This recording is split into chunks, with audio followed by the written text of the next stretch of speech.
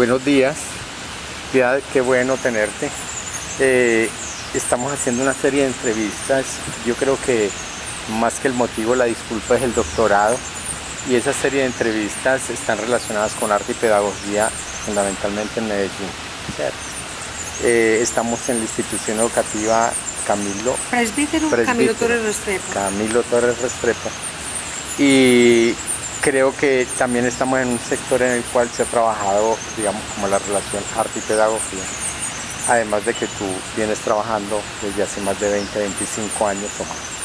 Entonces, te estamos haciendo, digamos, esta entrevista para relacionar ciertas opiniones de diferentes sectores, instituciones educativas, directores de programas y de casas y grupos culturales también que hay aquí, cerquita o lejos, allá. Aquí están 4 escuelas, que es de hip hop, muy cerca por Aranjuez, la gente de Renovación, 3 Patios, Guisar de Paz, etc. Entonces, más que una entrevista, es una conversación con algunos parámetros sobre arte y pedagogía. Lo primero es, ¿cómo crees tú que vincula, digamos, el arte a las personas? Cuando yo leí las preguntas, me di cuenta que esa era de las más complejas, porque en la universidad llevo 20, pues la pedagogía llevo 30, ¿cierto? O sea, en las escuelas, en los institutos, centros culturales, casas de la cultura, en diferentes escenarios pues pedagógicos. Cuando uno piensa en esa pregunta, Bernardo, lo primero es la vida. El arte es la vida, el arte es lo que los seres respiran, lo que los seres viven, lo que los seres sienten, las emociones, las evocaciones, las capacidades de transformar, de simbolizar, de pensar, de crear. Entonces yo diría que es todo. Pues no sé si es muy ambiciosa la respuesta, no. pero es muchas veces en los niños, en los más pequeños, ellos no saben definir qué es el arte, pero lo viven con más espontaneidad y lo sienten con más tranquilidad y lo disfrutan más además. Y teniendo en cuenta eso, ¿cómo se vincula el concepto de pedagogía? Bueno, cada vez que yo hice un curso en la universidad, siempre con los chicos en el primer día de clase, yo les pregunto que para ellos qué es la pedagogía. Y uno se encuentra que hay conceptos muy diversos, muy amplios, desde muchos teóricos. Pero también me preocupa cuando se academiza mucho un concepto, cuando se eleva mucho un concepto a un estado mental que no permite bajarlo hacia la vida misma, hacia lo cotidiano. Entonces, cuando uno le dice es el ideal de ser humano, cuando tú llegas a una aula de clase y encuentras unas necesidades de una comunidad y encuentras que tú tienes un saber y unas ganas de dar, que también la pedagogía tiene, ese es el acto generoso de dar conocimiento, generar espacios de encuentro con el otro, generalmente asociados a modelos pedagógicos. Si tú me lo preguntas aquí, por ejemplo, en la institución, uno diría, bueno, desarrollistas sociales desde acá, el modelo. Entonces uno diría, ¿cómo se vincula ese concepto con lo pedagógico, con la vida, con el ser humano? O sea, siempre en todos los discursos institucionales siempre hablamos de que necesitamos ser seres humanos íntegros, plenos. Entonces yo creo que se vincula desde ahí. Qué interesante.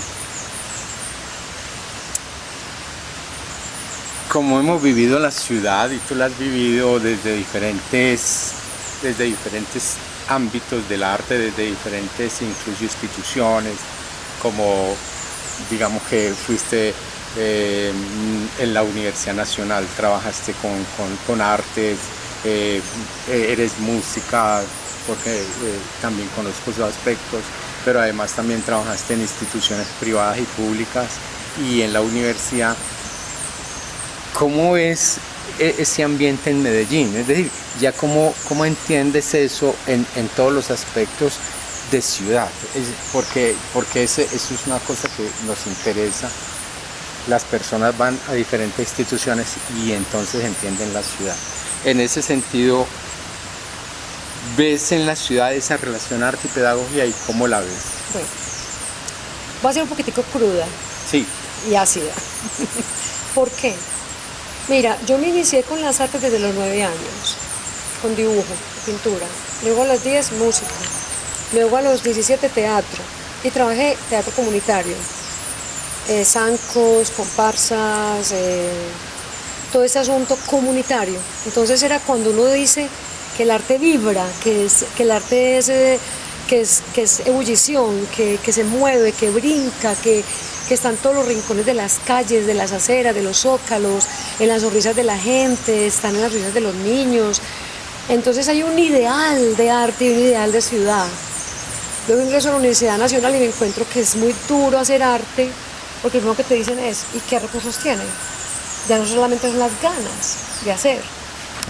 Luego uno se da cuenta en los diferentes escenarios que el arte está con las señoras trabajadoras sexuales, con la niños en situación de calle,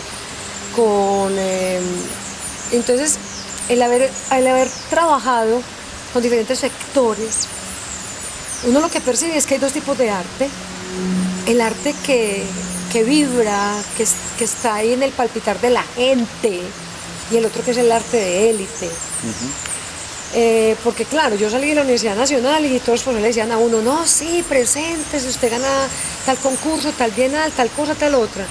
Pero apenas uno se da cuenta que uno no pertenece a ninguna élite y uno empieza a mandar obra y a esforzarse y se da cuenta que está invisible, que uno terminó una carrera con 5 en todo y de pronto se da una presentar y uno dice, no, es que no hay una relación. Tú no eres de tal grupo, tú no eres de tal élite, tú no eres de tal galería, tú no eres amigo de fulano, de sutano. Y uno, ¿qué pasó aquí? ¿Cierto? Luego, inquieta por eso, terminó maestra en artes plásticas, luego licenciatura en estética bolivariana y decidió hacer gestión cultural en la Antioquia. Luego me doy cuenta que es que hay un tema de industrias culturales, hay un tema que va mucho más allá del ámbito de la producción estética, ¿cierto? Que va mucho más allá de la factura, entonces uno dice, bueno, entonces esto cómo se mueve, ¿cierto? Y entonces empieza uno a darse cuenta que quien la tiene clara son los que mueven las industrias culturales en la ciudad, en sentido de cómo circula el arte en la ciudad. Sí.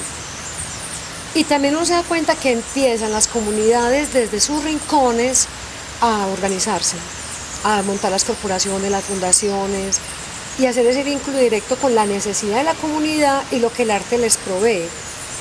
Entonces es uno ver como el arte de consumo y el arte del pueblo, ¿cierto? Donde la gente, a mí me ha pasado, ve, ¿nos puedes donar un mural? Sí, claro, deme los materiales y yo voy, ¿cierto? Y entonces 7 días haciendo el mural, eso me pasó en París, Bello, en una comunidad con una corporación, y luego a los 3 días el cura me borró el mural que porque yo no le había pedido permiso.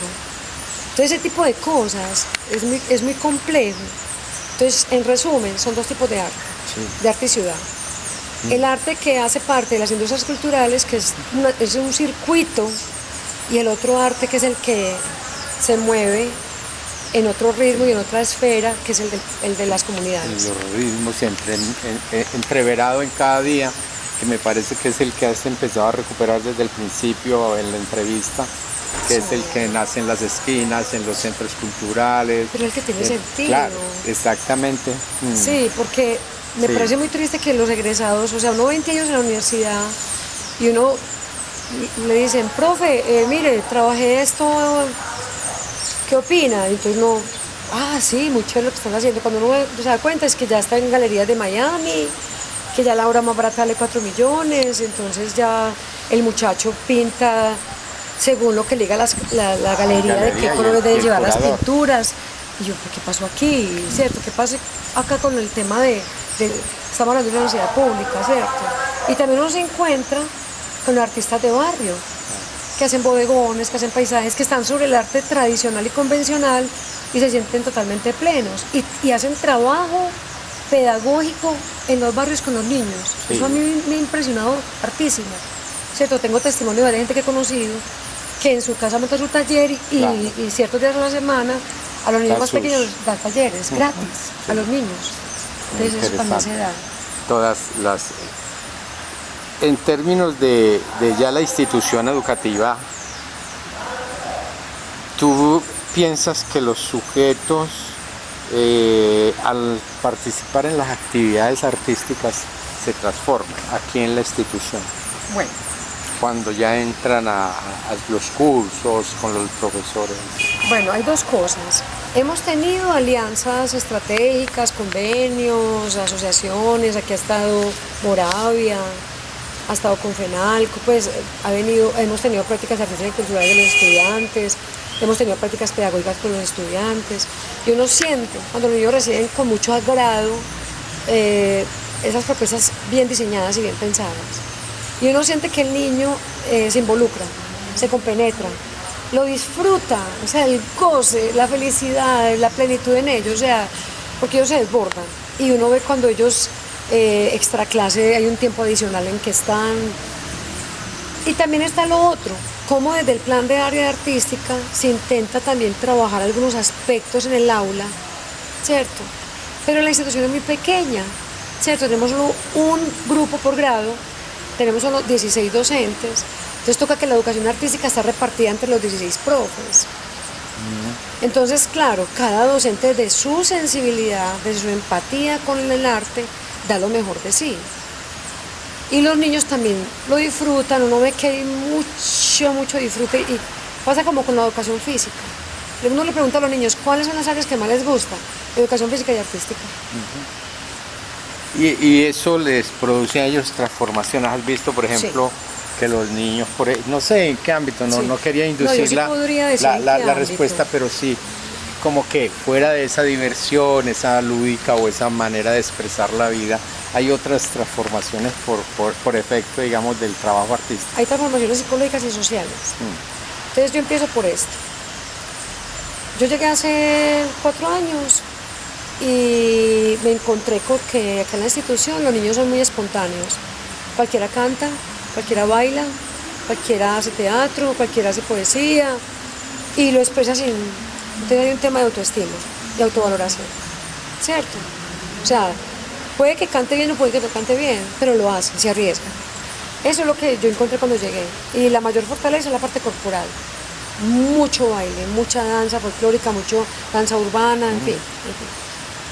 Pero también uno se encuentra, porque yo venía de estar 15 años en colegios privados, 20 años en la U, haber trabajado con otras universidades, Bolivariana, Universidad Petrolera de Colombia, en fin. Y uno se da cuenta como que es otra esfera, otras formas de. Entonces, cuando llego acá y me encuentro con la realidad de la escuela pública de Medellín, entonces los seres más cercanos me preguntaban, ¿qué? ¿Cómo te va? Y yo les digo, la escuela pública es la llaga abierta de la herida social de la ciudad, porque aquí emerge todo, la vulnerabilidad sexual, la vulnerabilidad integral del niño. ¿Por qué? No es porque aquí suceda. La escuela es un entorno protector, aquí los cuidamos y los protegemos, pero el niño llega con toda una serie de situaciones, desplazamiento urbano, amenazas, una cosa, que vive con la tía, que con el abuelo, que el niño vio esto, que el papá y la mamá están en la cárcel, que no,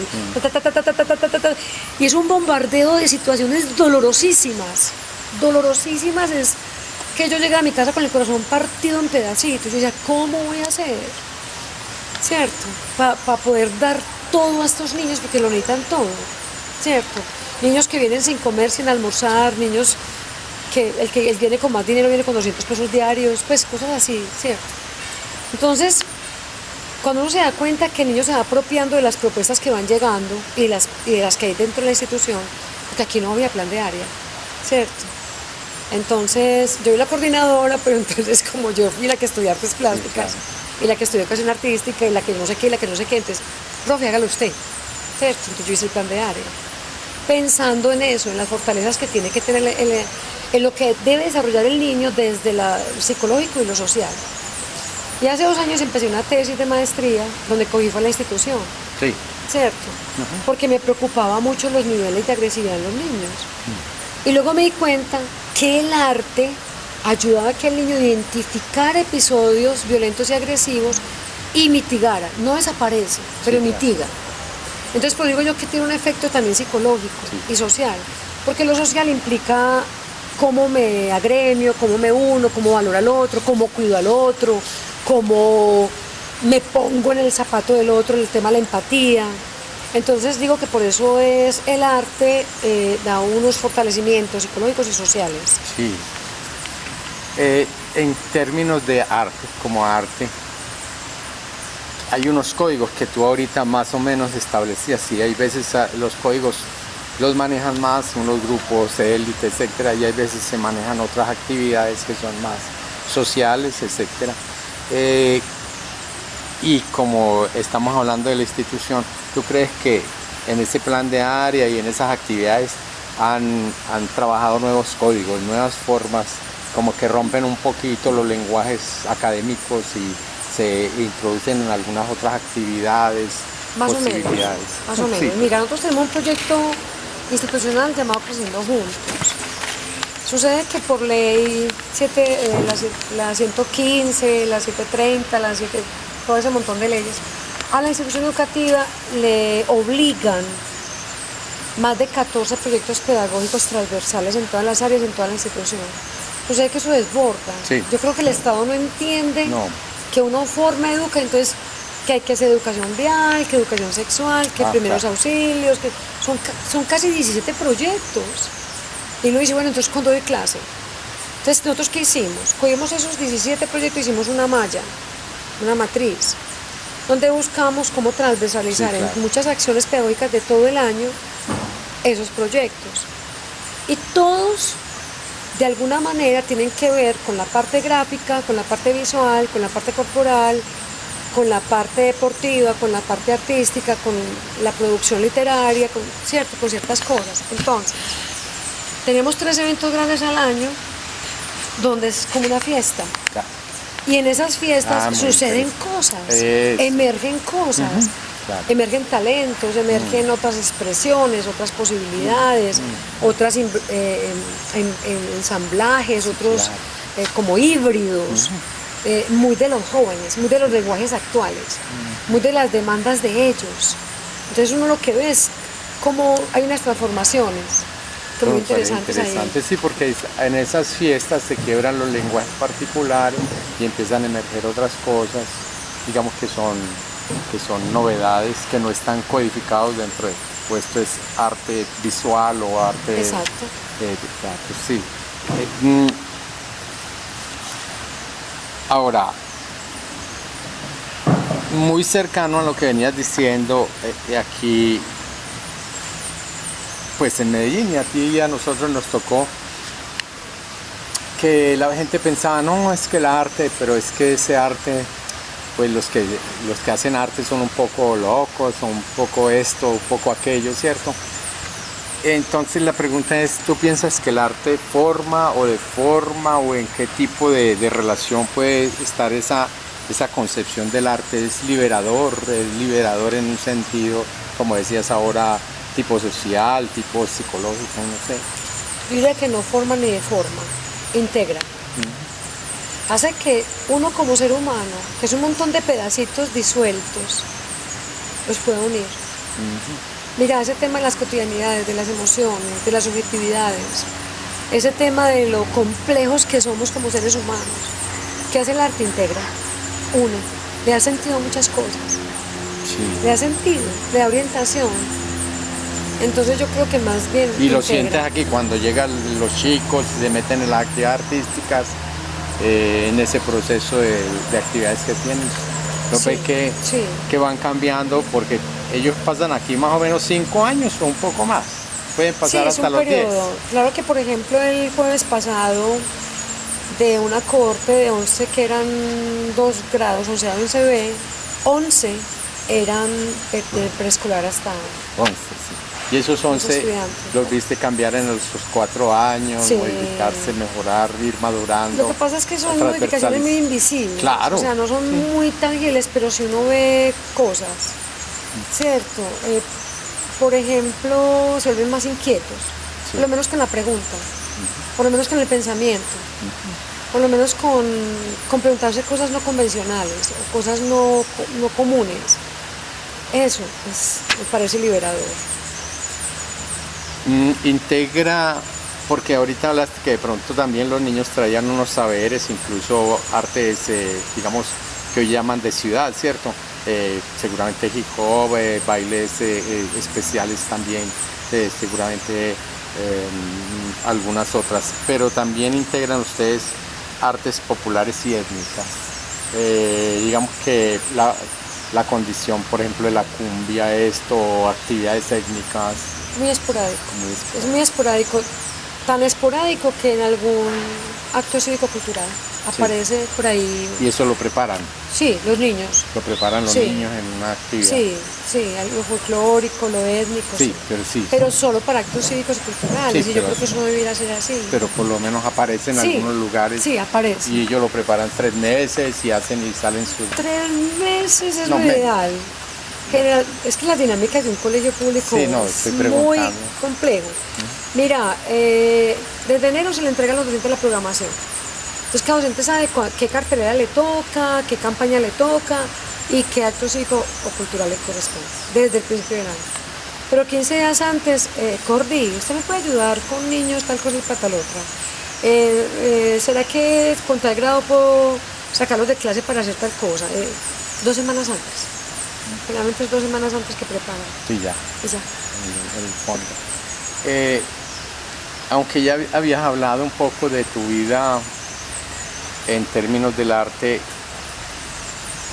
sí hay una pregunta, ¿qué te movilizó para ser artista? ¿Y cómo sientes esa transversalidad en tu vida de eso que es el arte? Porque fueron años y sigues activada en ese sentido. ¿Qué te movilizó? Yo creo que la pregunta es muy bonita, porque yo creo que es la sensibilidad.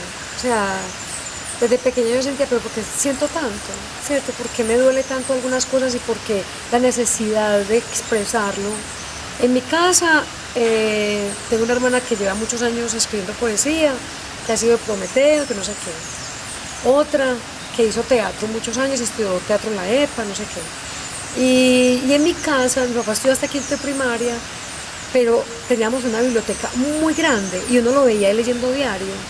Y él siempre decía, prepárate en lo que tú sientas que eres lo mejor de ti mismo, ¿cierto? Entonces yo decía, si yo siento que lo que hago me gusta y me siento bien, y siento que lo hago bien, entonces ahí fue cuando yo dije a los 9 años, quiero meterme a estudiar dibujo, quiero después la comparsa, quiero meterme al Conservatorio Musical de Antioquia, quiero estudiar arte nacional. Entonces como esa exploración, pero esa necesidad como de encontrarle un sentido a la sensibilidad. ¿Tuviste un apoyo en la familia? Sí, vas a la música, bueno, te acompañamos, vamos, sí. O así solita te ibas metiendo, ya. Sí, o sea, apoyo familiar en cuestión de mis hermanos y hermanas, porque era una familia numerosa, ¿cierto? Porque, ay, sí, mira, qué tan lindo esta pintura, qué tan lindo este dibujo. Pero te acompañaban para llevarte a la universidad cuando eras más niña, 12 años. No, me tocaba sola siempre. Sí, siempre sola y caminando. Desde Manrique arriba al 84. Qué bien. Sí, sino que yo siento que, mira, yo fui de la época en que se hacía natilla de maíz tradicional. Entonces en esas épocas yo, por iniciativa propia, te estoy diciendo 13, 14, 15 años, juntaba a los niños y tocaba puerta a puerta y hacía un arroz con leche comunitario. Y luego me conseguía amigos que tocaran tambora, que tocaran quena, zampoña, traversa, y la cuadra se llenaba de música, de títeres, de teatro, y a mí nadie me cobraba nada. Sí, claro. Pues eran los amigos, sí, ¿cierto? Y en la cuadra era, qué tan bueno, y este año también lo va a hacer.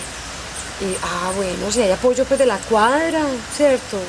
Y lo más importante, creían en uno, ¿cierto? Entonces el arroz con leche ahí en la calle con leña.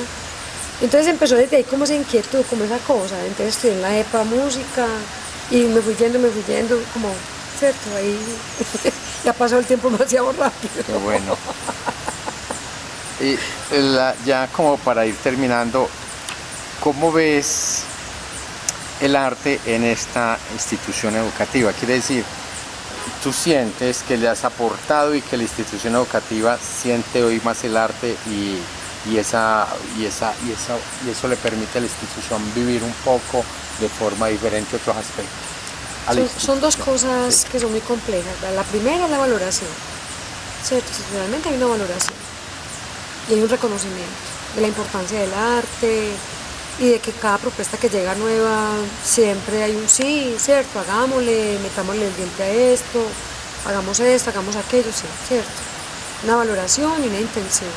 Y está la otra parte que es compleja, que es la parte administrativa, que ya no depende de nosotros como colegio, de las dinámicas internas, sino de la presión desde la alcaldía.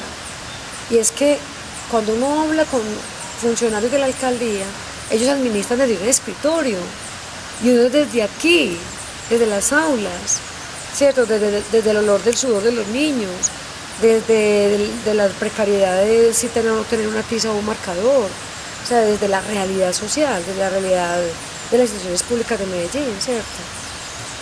Entonces, en esa otra realidad, que ya no depende de las dinámicas internas de la institución, ahí sí está la no valoración.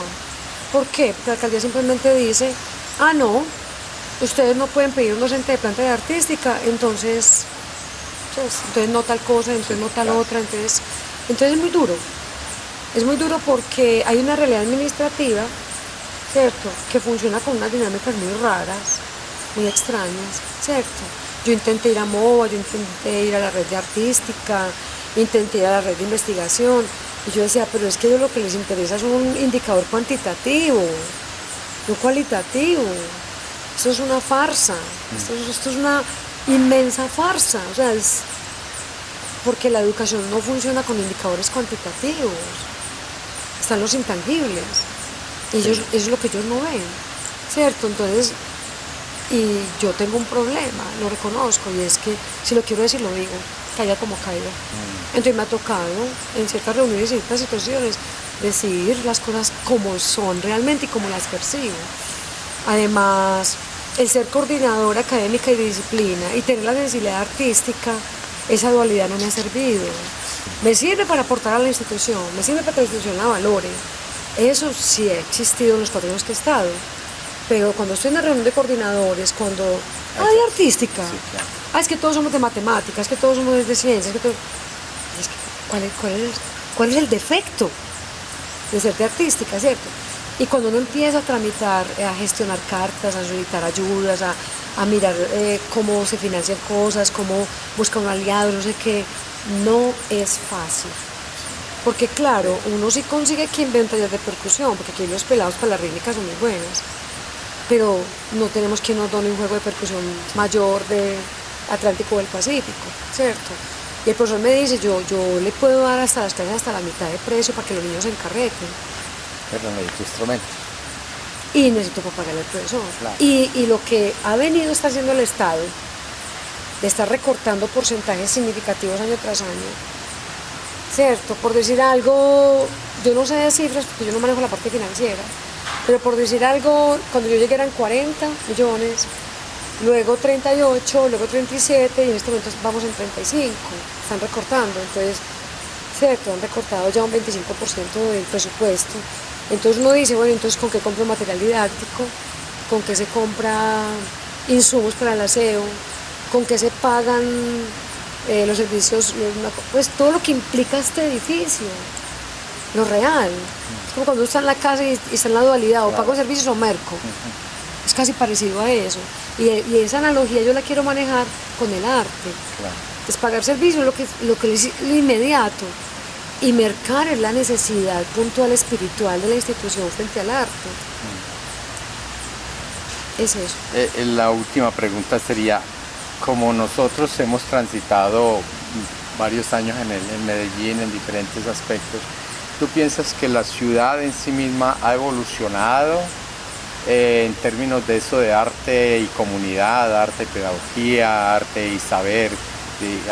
Ha cambiado en estos 30 años, digamos 20 años, etc. Sí, yo sí creo que se puede hablar de los 30 años. Y a mí me daba pena decir 30. No, a mí si me preguntan nada, yo la digo sin pena ni gloria. Pero sí, los últimos 25, 30 años. Sí, pero sí podría hablar de los 30 y años. ha evolucionado, y en qué aspectos evolucionado. De Bernardo, primero, hace 30 años cuando inició el arte comunitario era muy tímido.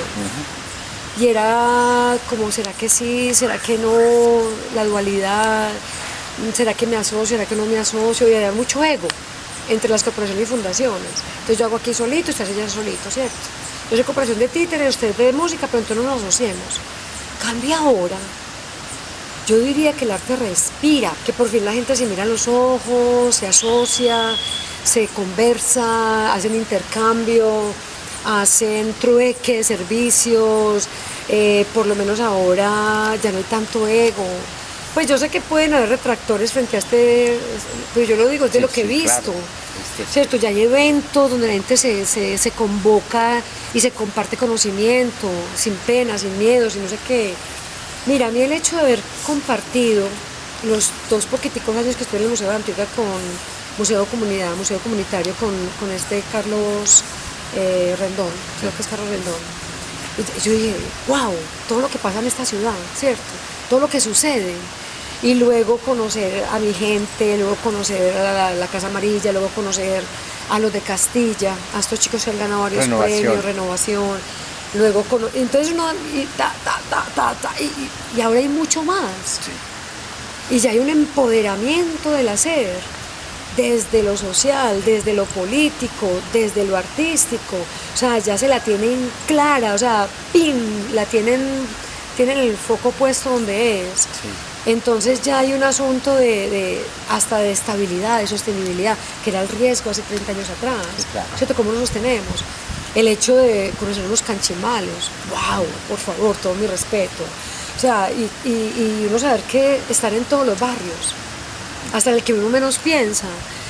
Hace 2 años conocí a uno de los chicos de la facultad que tiene una corporación llamada Botones, y es una cosa hermosísima, o sea, es una cosa que uno dice, ¿cómo es que hacen tantas cosas con las mamás, con los niños, con los chicos del barrio? Este pelado Giovanni Restrepo, que está haciendo un trabajo en Santa Elena, por favor, todo mi respeto, pues. O sea, entonces uno dice, se la tienen clara. Bueno, se la tienen clara. Te agradezco mucho y de verdad un aporte interesante a todas estas conversaciones. Ya más adelante pues estaremos como mirando los resultados. Muy amable. Quisiera acotar una cosita pequeña. Hace poco me llegó un video ya de gestión cultural de las fundaciones y corporaciones, que me llamó la atención. Entonces ya uno lo que está viendo es unas asociaciones que con un nombre para hacer multifunciones, multiservicios. Entonces yo creo que ahí puede haber un riesgo de que se pierda la esencia de lo comunitario por el tema de las industrias culturales. Sí. O sea, no caer en el otro extremo, en el otro abismo que yo te planteaba ahorita. Sí. Entonces es eso. Que una cosa es el trabajo comunitario, otra cosa es la venta de servicios y la búsqueda de rentabilidad. Pero también está el tema de la sostenibilidad, claro. ¿Cierto? Entonces, ¿cómo llegar a un punto medio, un punto justo? Donde tampoco nos volvamos usureros, sí. Pero también debemos entender que el otro cobra, que su trabajo vale. Gracias a ti, Bernardo. No, muy amable, gracias.